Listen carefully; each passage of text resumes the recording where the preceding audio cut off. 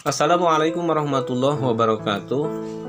Puji syukur kita panjatkan kehadirat Allah Subhanahu wa taala. Salawat serta salam semoga tercurah limpah pada junjungan kita, yakni Habibana wa Nabiyana Muhammad sallallahu alaihi wasallam. Para hadirin yang saya banggakan, walki ngarona TV yang saya banggakan, pada kesempatan ini kita menjelang menunggu berbuka puasa. Insya Allah saya akan menyampaikan sepatah kata atau dua patah kata yang berkenaan dengan ilmu. Ilmu adalah salah satu alat yang mana dengan ilmu setiap segala sesuatu pasti akan tercapai. Ketika kita mempunyai sebuah keinginan, maka hanya ilmulah yang mampu mendapatkan keinginan tersebut. Ilmu telah menjadi jaminan bagi seseorang yang memilikinya dan bagi seseorang yang dalam hatinya mempunyai keimanan bahwa Allah akan mengangkatkan derajat orang yang memiliki ilmu tersebut. Kemudian ilmu adalah sebagai alat untuk mencapai segala tujuan. Bahkan Nabi Muhammad SAW menyampaikan dalam hadisnya, barang siapa yang menginginkan dunia maka capailah dengan ilmu, dan barang siapa yang menginginkan akhirat maka capailah dengan ilmu, dan barang siapa yang menginginkan dunia dan akhirat maka capailah dengan ilmu.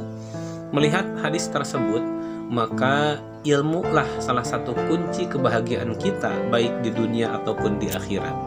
Ada satu keterangan yang menyebutkan bahwa ketika sesuatu dipekerjakan tidak dengan ilmunya, maka sesuatu itu akan rusak atau mengalami kerusakan.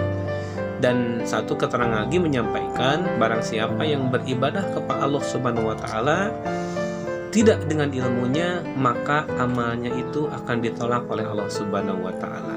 Maka dari sini jelaslah, mari kita sebagai muslim dan muslimat diwajibkan untuk mencari ilmu dengan jaminan ketika kita sudah mempunyai keimanan dan kita sudah mempunyai ilmu, maka Allah akan mengangkatkan derajat kita baik di dunia ataupun di akhirat. Pada satu kisah pada zaman Nabi Muhammad SAW, pada satu hari Rasul akan sholat ke masjid, tetapi di perjalanan Rasulullah SAW itu bertemu dengan setan. Nah, ditanyalah setan itu oleh Rasulullah, "Hai setan, kenapa engkau kembali lagi dari masjid? Kenapa engkau tidak jadi menggoda manusia di masjid?"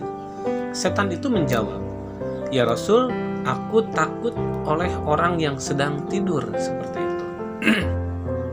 Nah, maka setan melanjutkan perjalanannya dan Rasul pun melanjutkan perjalanannya ke masjid. Setelah sampai ke masjid, Rasulullah SAW melihat ada dua orang di dalam masjid itu. Yang pertama sedang melaksanakan sholat, yang kedua sedang tidur.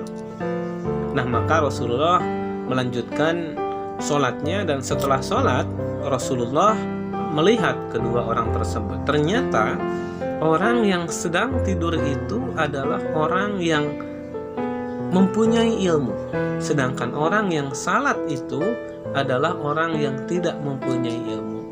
Pantas saja setan juga takut kepada orang yang berilmu meskipun dia sedang tidur. Nah, tetapi kenapa setan tidak menggoda orang yang sholat? Orang yang sholat tidak dengan ilmunya, maka tidak akan diterima oleh Allah Subhanahu wa taala, dan setan pun tidak mengganggu orang yang sholat tersebut. Para hadirin yang budiman, pada kesempatan ini kita sebagai generasi muda, kita sebagai pendidik, kita sebagai orang tua, atau kita sebagai mahasiswa, mari kita bersama-sama menyampaikan bahwa dengan ilmu semuanya akan baik-baik saja. Maka kesempatan ini mari kita berdoa kepada Allah Subhanahu wa taala, semoga siapapun yang mencari ilmu diberkahi oleh Allah Subhanahu wa taala. Terima kasih. Akhirul kalam. Wassalamualaikum warahmatullahi wabarakatuh.